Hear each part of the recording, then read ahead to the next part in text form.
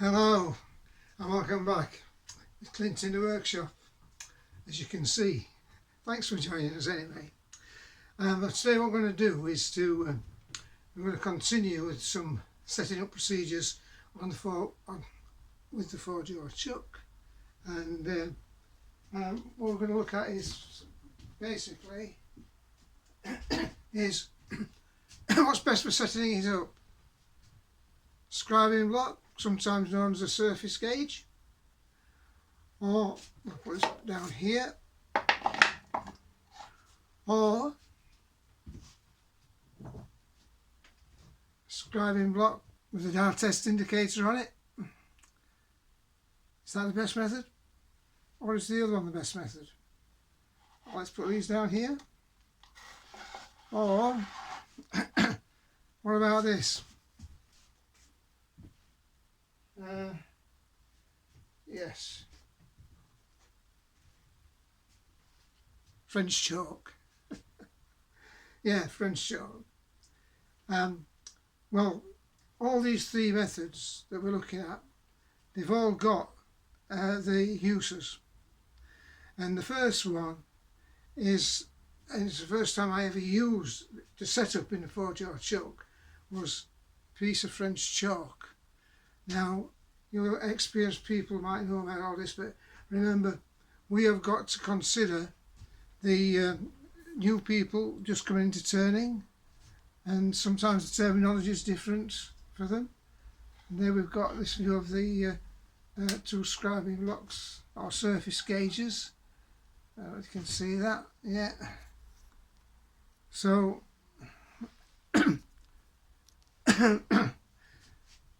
I think you see with the chalk, if you're setting up a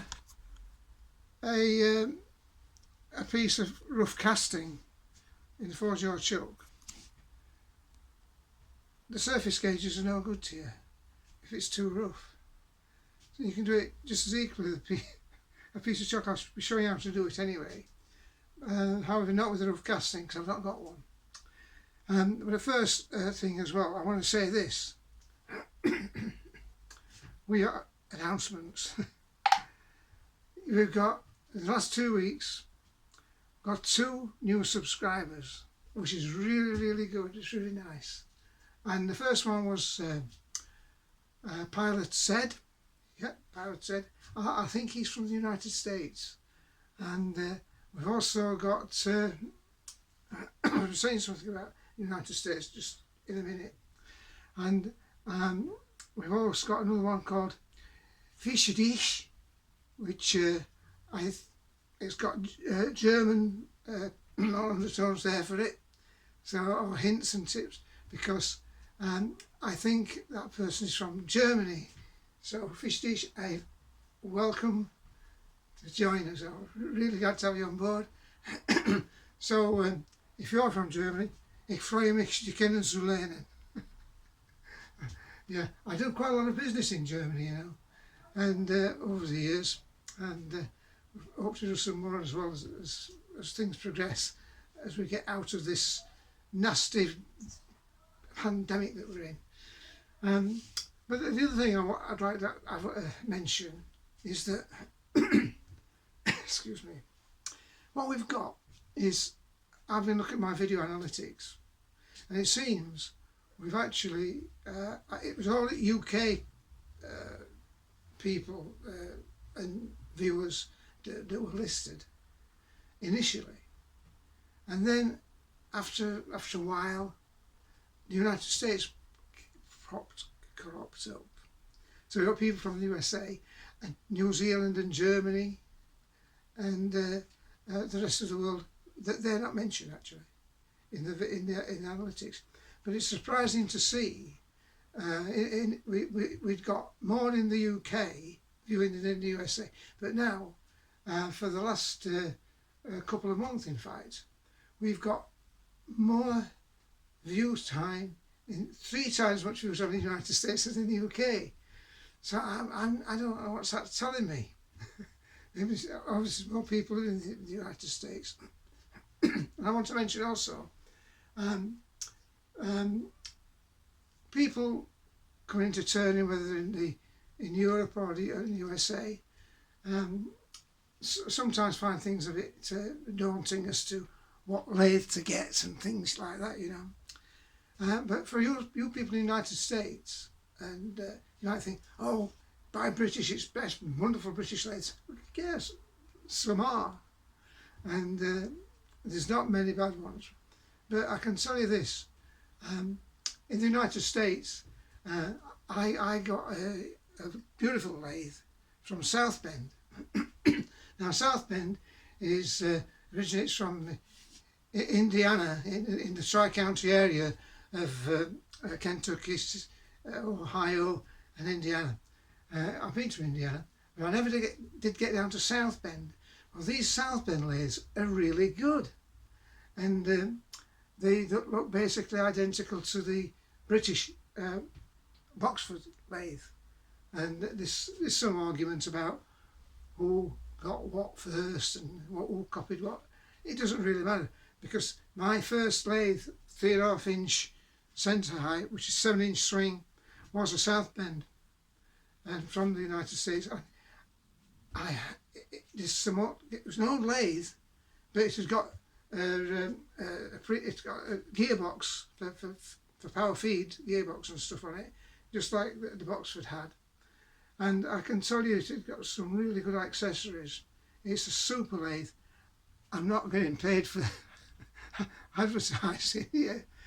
It's just that I like to tell you that if you're in the United States, you're in an ideal situation to search around, and if you can drop on a good South Bend, get it, because they're brilliant. And I paid well, less than $1,000 for this machine some years ago, and I used it for production of my product, which is the hypergraph. Yeah, and I very quickly recovered the cost, and I more than $10,000 of sales very quickly. So it was a good investment. However, that particular machine, it was worn, and it took me a long time more time to produce it than I wanted to spend on it, because it was worn. I had to make special adjustments and things like that, you know. So I was an experienced turner. I knew what to do to make allowances for it. But eventually I did drop on a nice South Bend, which I used for a long time, and it was very good. It was the auto gearbox and thing and everything, and I've not got it now, but I've got another South Bend, because that one got stolen. Yeah, you get a low life, and it was when I was in France. The whole workshop got stolen. Oh, that's sad, you know. Drilling machines and all sorts of things. Anyway, the main thing I wanted to do was just to mention the fact that you're in an ideal position to get a lathe, and I believe that they're still in existence, manufacturing. Some things are different, but like you get things like single point tool posts that swivel, but anyway, they can all be adapted 4-way and things like that. I've looked around and get one. They're better than the Japanese small lathes, in my opinion, that is. Anyway, we're going to be back to this situation, which is the best. 1, 2, okay. So I'm going to demonstrate this, and also the choke. So to do that, we need to forge our chuck on. Oops, what have we got here? We've not got the forge our chuck. I'll move these out of the way.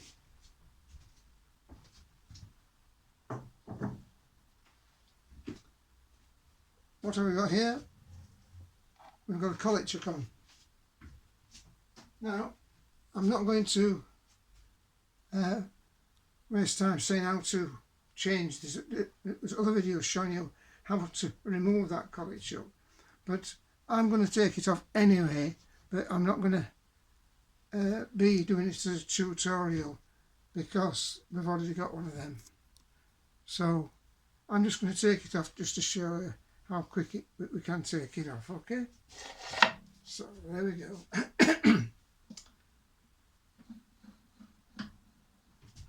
You can see that. You should be able to take this out first. It's clean.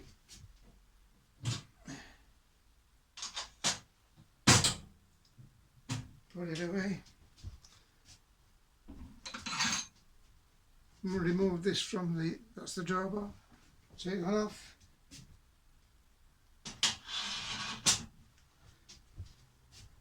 I'll get that out.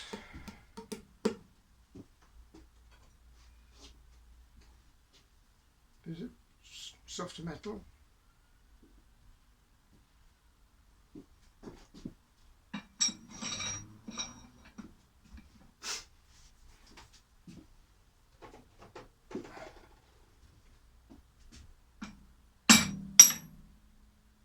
Well caught, you see. Put that away.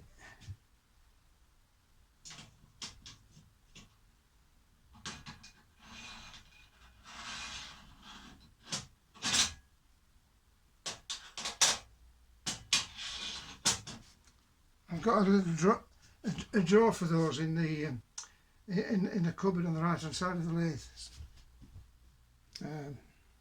So I always put things away straight away. Don't leave them lying about, otherwise you'll lose them. And that's that.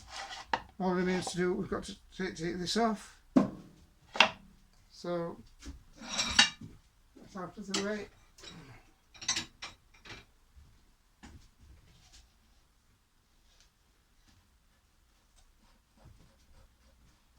It's come off quite easily this time. Okay, put that away.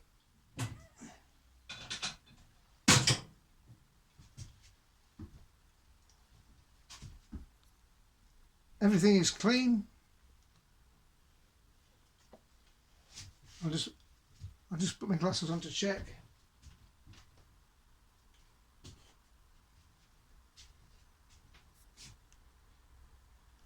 There you go. I see you better now. So I'm looking at it, everything is nice and clean. But I'll just give it a little wipe around there, just if there's any dust. Okay. And now we're gonna put the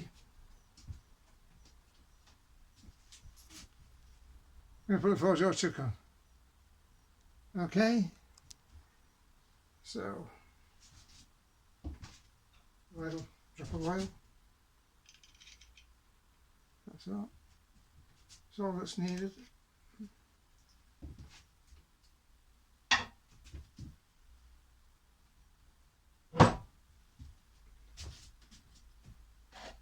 And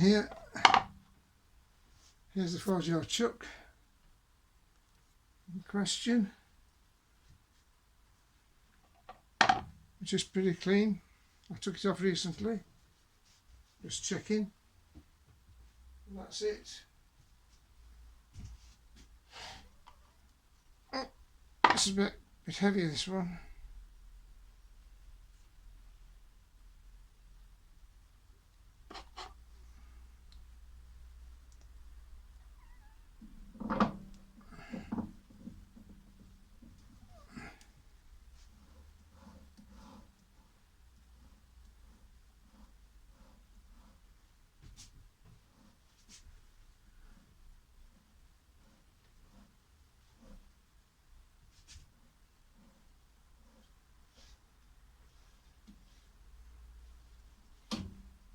I'm just turning that around so I got to the stop. Another video on that. Hear that clunk? That's it. That's firmly on. Okay, so there you go. Now, what I'm going to do is to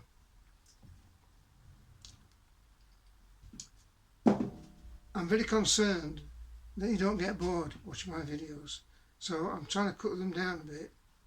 So we've got that, and now I'm going to get a piece of material to set up in this 4-jar chalk. But what I'm going to do is to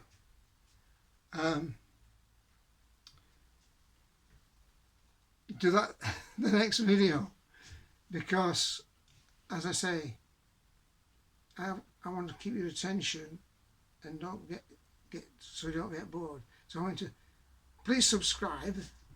I could do some more subscribers as well. Those two, very good, you know, and I think we're up to 61 now, and I'm very pleased about that. However, oops. You're very welcome to leave comments. I'll get back to every person who leaves a comment, and if you could subscribe and share my videos and with your friends and other interested people, and give us a like.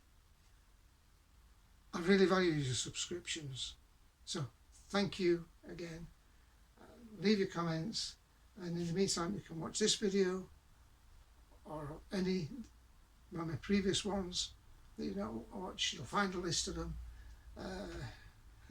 under Keith at Clint, and I'll see you next time.